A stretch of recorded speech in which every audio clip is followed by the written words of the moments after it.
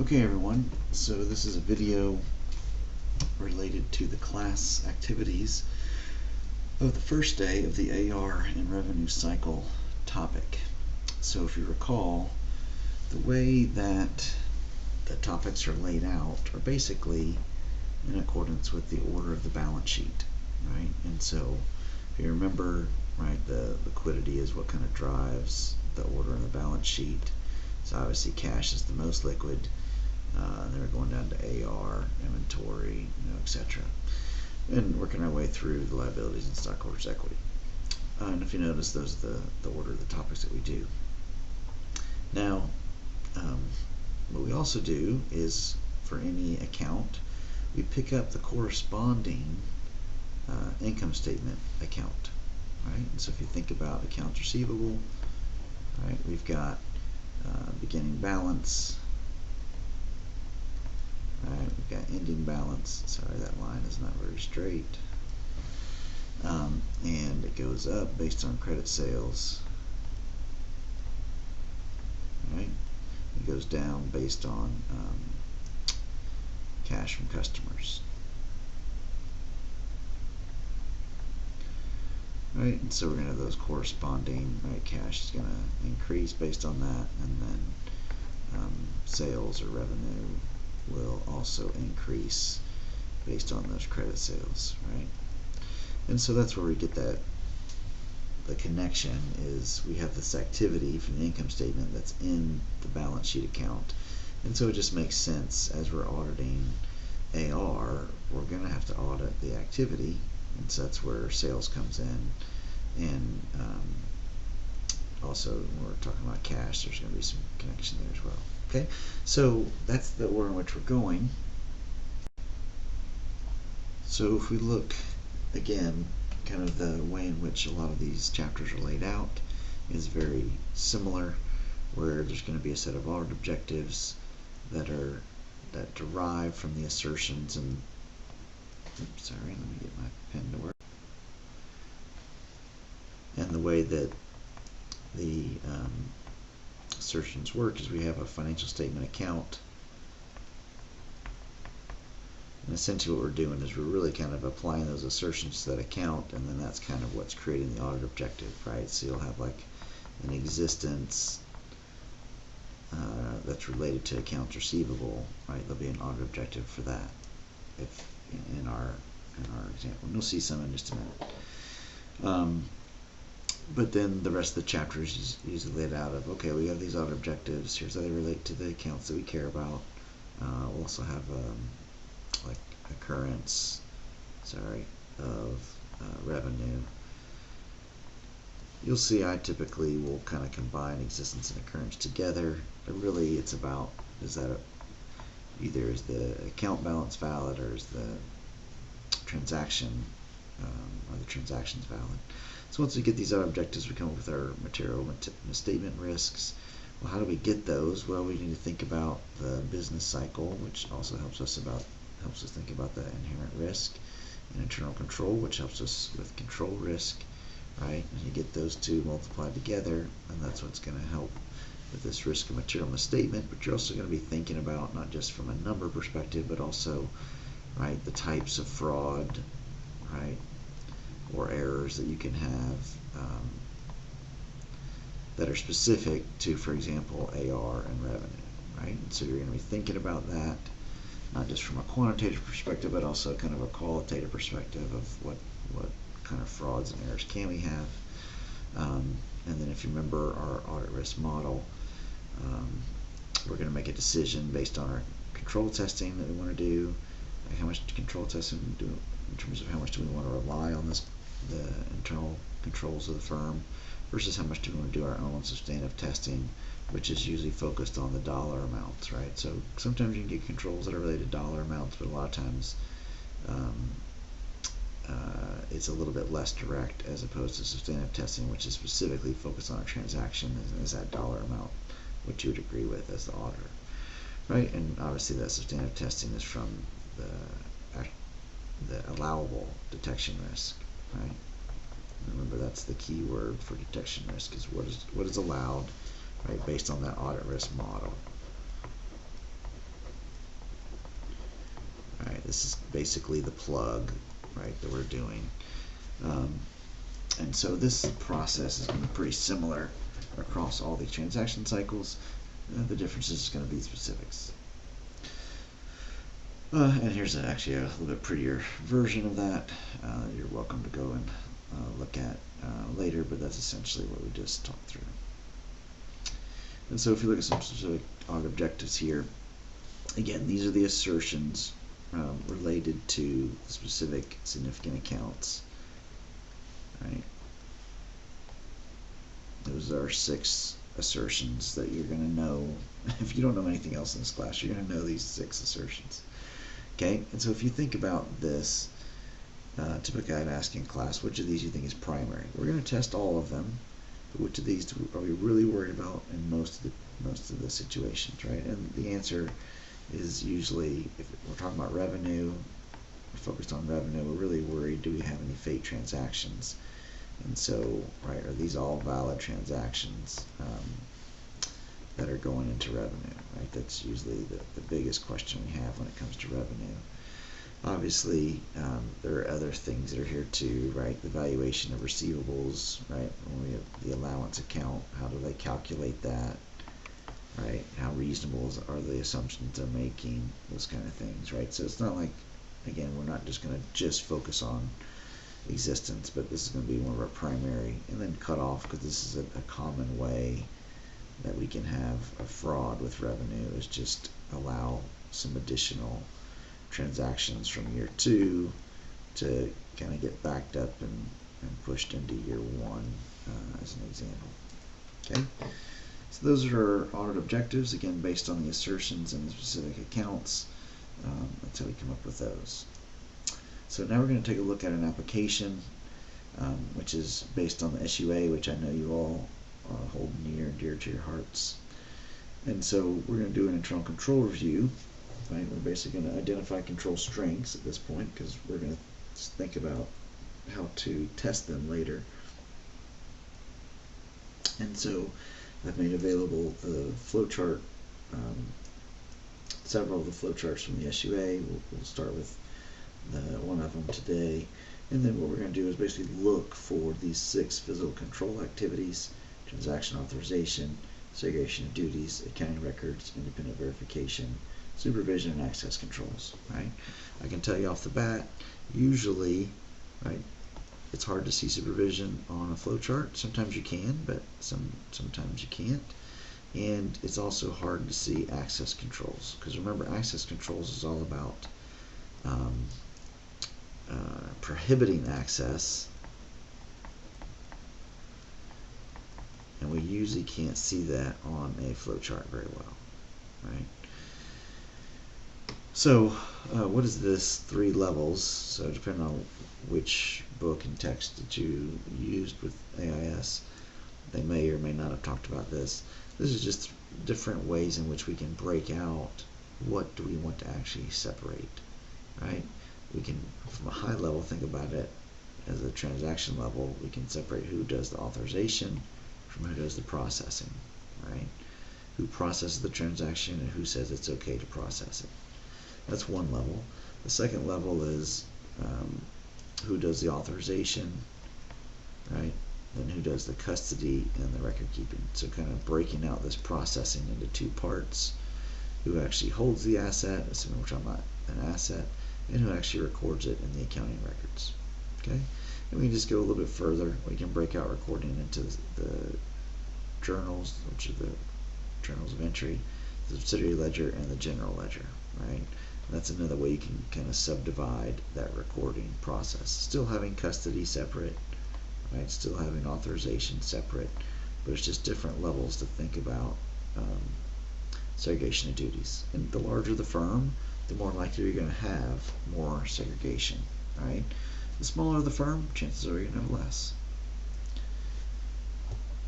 But we're going to basically use these as kind of reminders of the internal controls, and then evaluate the internal controls of hopefully what was a process that you at least got to know a little bit. Maybe more than 1 or 2, but still hopefully helpful. Alright, so let's look at that next. Okay, so this is the SUA flowchart. It's on the website, excuse me, on the course Canvas page.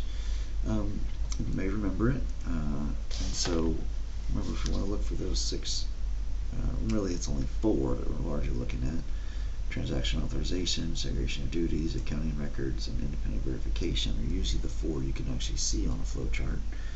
And so let's look through this process, right? We've got this situation where we're getting in a customer order. Right, that's what comes in.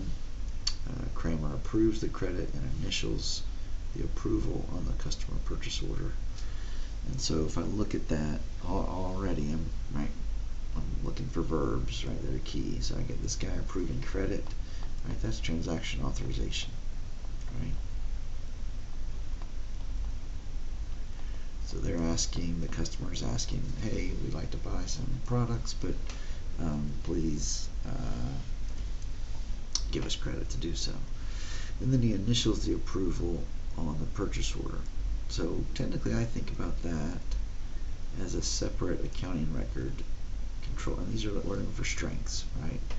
That's really a second, or really kind of it's documenting, right? It's making an audit trail of the process.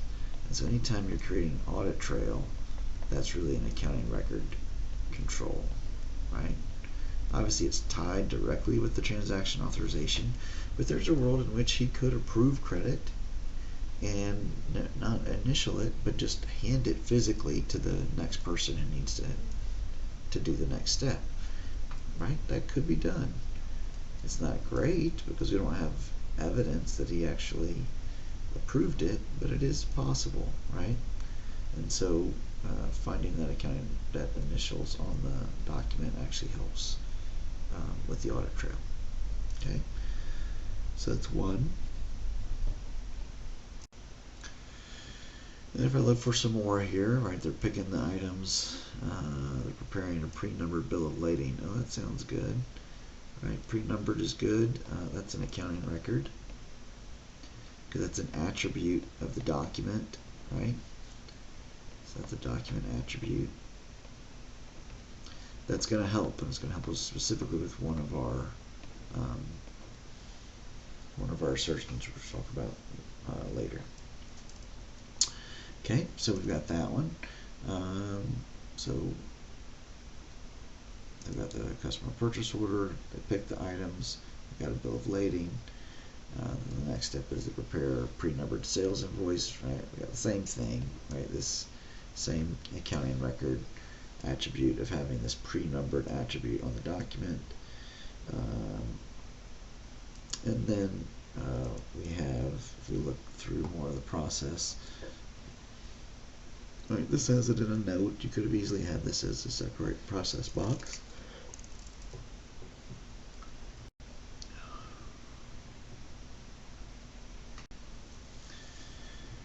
And so we have Adams reviews the invoice and support documents for accuracy. Well, that sounds a lot to me like independent verification. And the reason I would say independent verification versus like an authorization or even segregation of duties is because, right, who do we have doing this? This is Nancy Ford that's doing all these steps.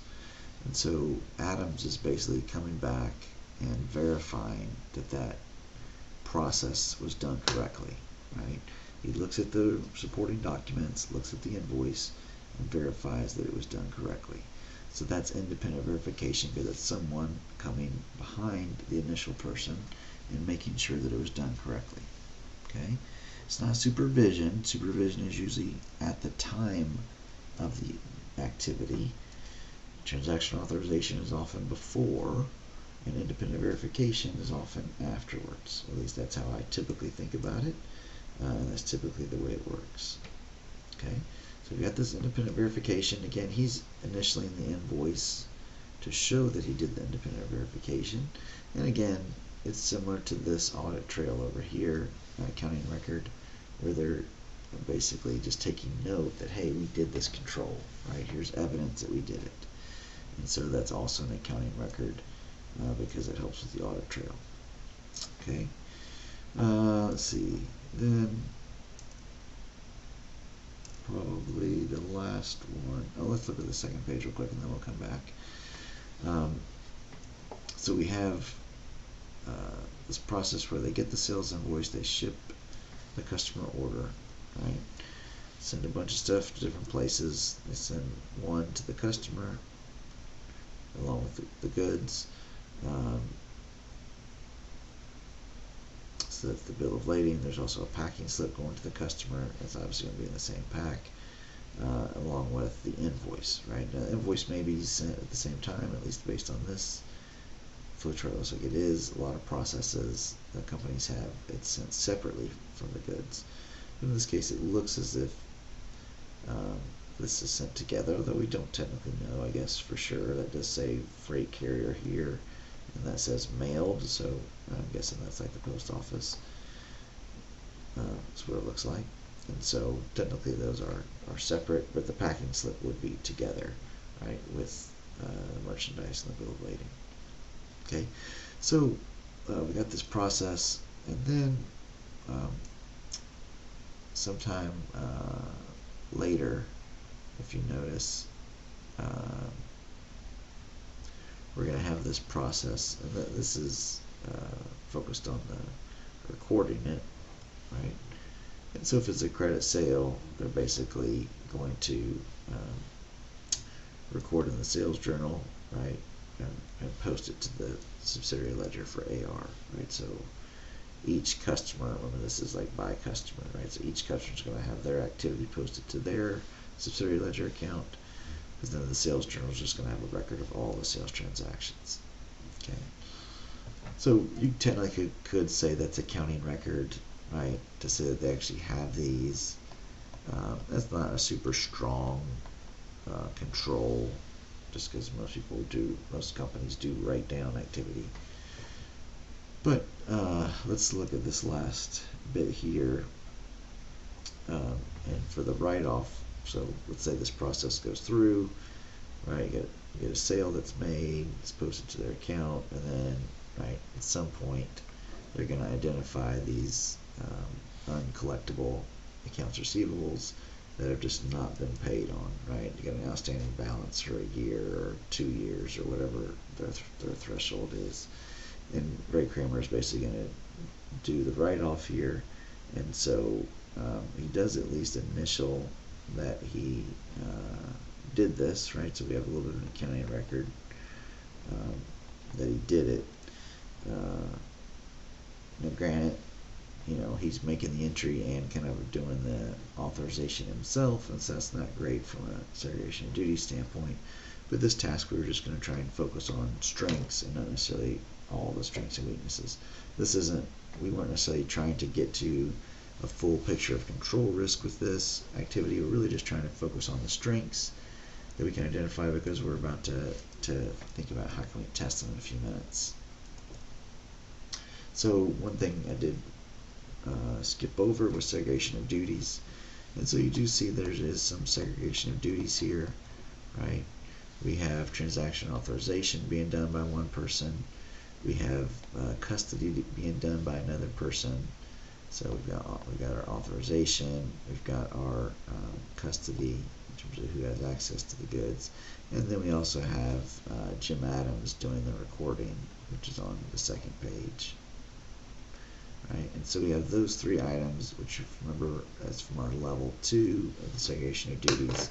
We're splitting up processing into recording and custody, and that's usually a pretty good way to think about segregation of duties.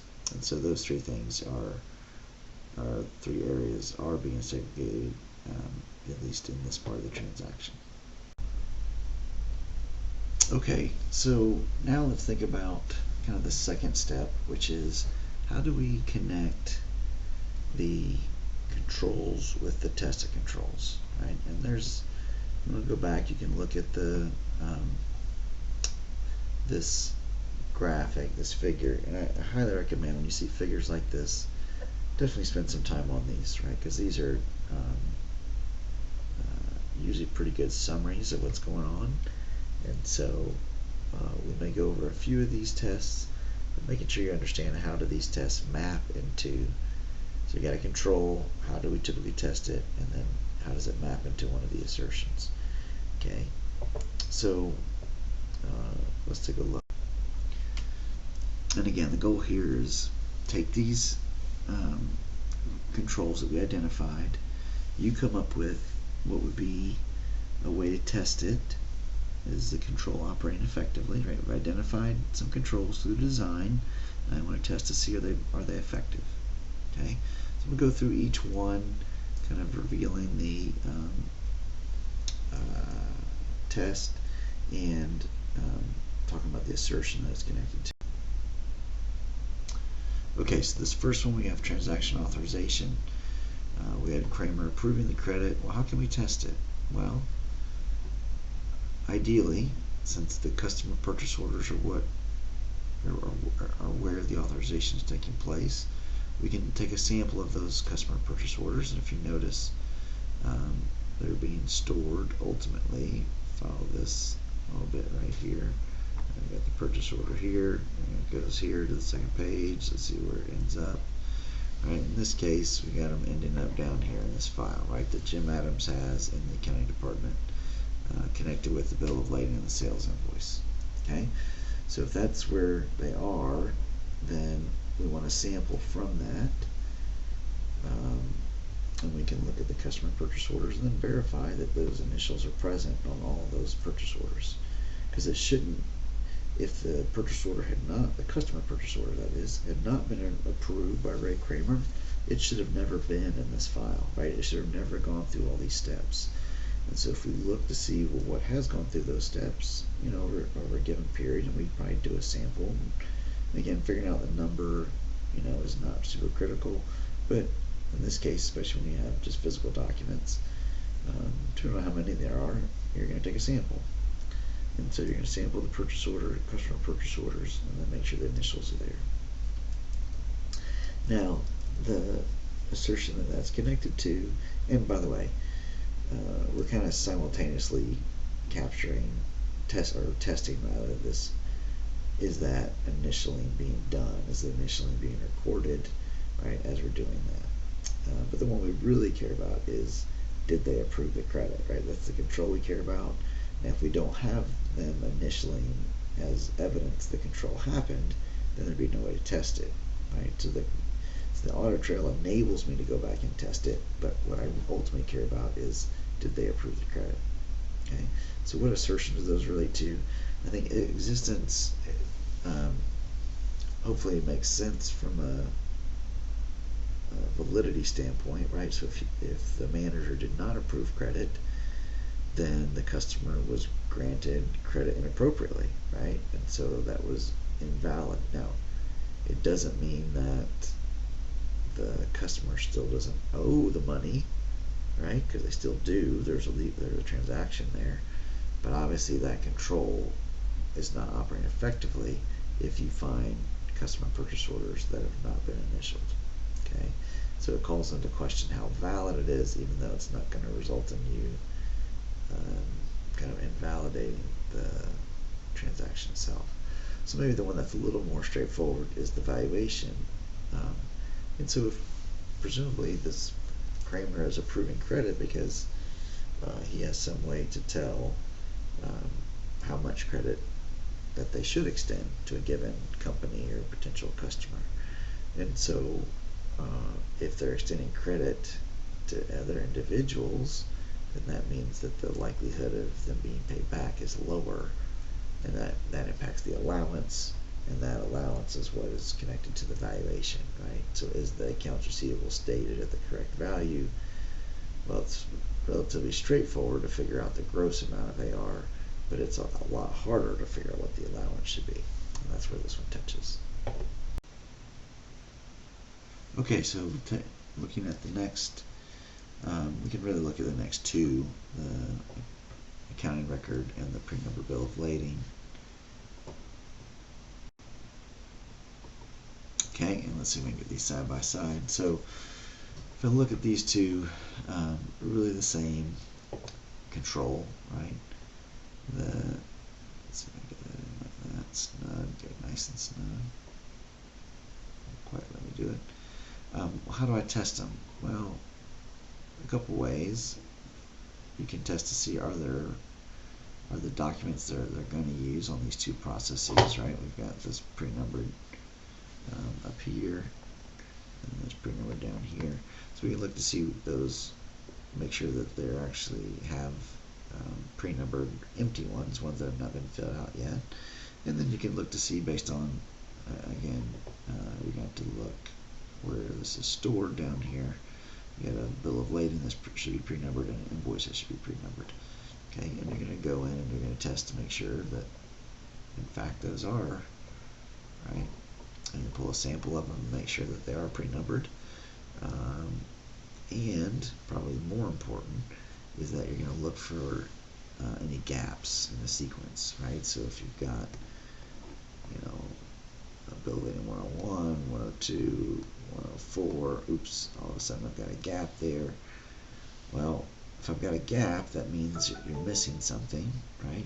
So not everything is making it into the accounting record, because this is what's used to update the accounting records. And so that directly gets at completeness. So that's the most important part of these pre-numbereds, is they help us to test for completeness. Okay, and whether it's a bill of lading or an invoice, right, the testing is pretty much the same. We're still pulling those samples and then verifying, again, are they pre-numbered, are the blank ones pre-numbered, and then looking for gaps. Right? The gap test is really the most important test out of those tests. Okay, all right, and then last one, no, not last one, we have two more. We had independent verification, right? And so that was when Adams reviews the invoice and the supporting documents, right? That's right here. And so we said that was independent verification because he's checking on Nancy Ford and what she's doing. And then he initials it again to kind of leave that audit trail. So how do we test it? Similar to what we did before, right? We're going to take a sample. Again, most likely going to take a sample from here. This is where it's stored. And we're going to pull a sample of these invoices and then verify that the supporting documents, right, match up. So first one's looking at, okay, what they ordered, or excuse me, the price, for example, does that line up? And the bill of lading is going to look to see the quantity, right? And so that's looking to make sure that those supporting documents match up to that invoice, because ultimately the invoice is what's going to drive the entries in the sales journal and the AR subsidiary ledger, right? Because the invoice is where you're going to get that total dollars, right? You're not going to get that from the customer purchase order necessarily, because you don't know, for example, that they ship all of the order or not. You only get that when you start thinking about the bill of lading and the other shipping documents. Okay, so you pull a sample of invoices, make sure the supporting documents are there, make sure that they support what was written on the invoice. And if you recall from the SUA, you had a situation where you had to mark up an invoice because they had not shipped out the amount that was ordered. And so you can't charge them, right? Or it's not a good idea to charge your customers for 100 basketballs if you only send out 80. Okay? And so you verify that. And verify too that price times quantity, right, extension is done correctly, and then you got to sum those up to get the total amount of the invoice, right? So those are some mathematical things you can do also to verify the invoices. Okay, and then the last one is looking at this accounting record where Kramer initials the general journal. Here it is. So this one's a little different than the others in the sense of this accounting record is really about an audit trail of an entry. The others were about completeness. Oh, and by the way, when I'm looking at verification, put that there, accuracy is going to be that primary one, right? For independent verification, verify that that was done accurately.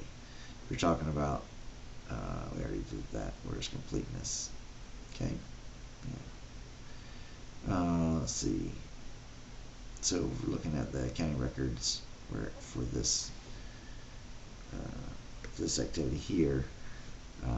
Well, again, but where am I going to find evidence of this transaction? Well, I'm going to find it in the general journal. So I'm going to have to review this, right? So review this here, and you'll look for those write-off transactions and pull a sample, unless there just aren't that many, in which case you would just look at each one, and then you're going to confirm those write-off journals entries actually have the Ray Kramer initials, right? Because it says that's what he's doing. So how do I test that accounting record's being done? Well, I look for all the write-off entries, and then I make sure that all of them have his initials, right? If I have some that don't, well, all of a sudden that calls into question how effective this this control is. Okay, and so most of the time, so in this one, when you think about this in a couple ways, with existence is just, was this a valid transaction, right? Was this a valid write-off? And then the valuation gets directly at since the write-off reduces the allowance, right, then it directly impacts that valuation assertion. And I think what I forgot to do was the segregation of duties. Where did I put that? There it is. And so there we had individuals approving credit. Nancy had custody. Adams recorded. Well, if that's their segregation of duties, then I can, one, observe it, walking through some transactions with them. But that's not the best evidence, right? So we would pull a sample of invoices, bill of ladings, and purchase orders, which again, right, this is our treasure trove down here of evidence. And then we're going to look to see, is there, for example, are there initials in terms of who did the invoice? Are there initials on the bill of lading? Are there initials on the sales journal and the ledgers? Because that's what you'd also want to tie to make sure that the right people are doing the right activities. Okay. And so most of the time when you're talking about segregation duties, existence is a big one, and accuracy. Existence is about, was this a valid transaction? Well, if you're violating segregation of duties, that suggests there's some invalidity to it. And then segregation of duties also helps with accuracy, right? If one person's doing everything, chances are they're more likely to make a mistake. Okay? All right, so hopefully there's a long thing there, but and you can take a look at this solution document on your own. Please let me know if you have any questions. But again, hopefully you tried this on your own first before you start looking at this. But kind of making this connection, right, between the control itself. Let's give me some red there. Right, what actually constitutes the control? How would I go about testing it? And then what assertion does that give me comfort over? And obviously, you know, we would tie it to a specific auto objective for the account, but just thinking about those auto objectives as the category of assertions. Okay, so that'll do it for day one of the AR and revenue cycle class activities.